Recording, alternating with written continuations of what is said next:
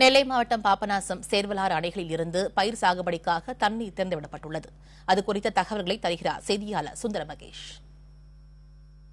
நெல்லை மாவட்டத்தில் தற்போது கார் சாகுபடி துவங்கியுள்ள நிலையில் தற்போதைய பாபநாசம், மணிமுத்தாறு, சேர்வலாறு ஆகிய அணைகளில் இருந்து இந்த கார் சாகுபடிக்கு தேவையான ஆரம்ப கட்ட பணிகளுக்காக நீர் திறந்துவிட நேற்று முதல்வர் உத்தரவிட்டிருந்தார்.